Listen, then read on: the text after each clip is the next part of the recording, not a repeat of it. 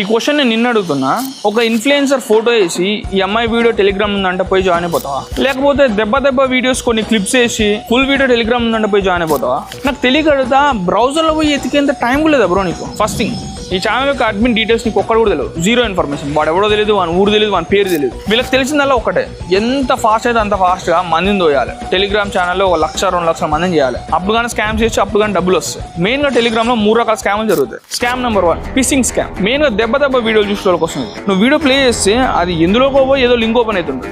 ఈ టైంలో నీ ఫోన్లో మాల్వేర్ అనేది ఇన్స్టాల్ అవుతుంది. వాళ్ళు మెయిన్గా టార్గెట్ చేసేది నీ కాంటాక్ట్స్, నీ personal information like bank details, లేకపోతే నీ పర్సనల్ ఫోటోస్ లేదా వీడియోస్. ఒకవేళ వాళ్ళకి దొరికినాయి అనుకో, ఫస్ట్ థింగ్ నీ బ్యాంక్ నుంచి డబ్బులు దొబ్బేస్తారో, నీ పర్సనల్ ఫోటోస్ వీడియోస్ తోటి నిన్నే బ్లాక్మెయిల్ చేస్తారు.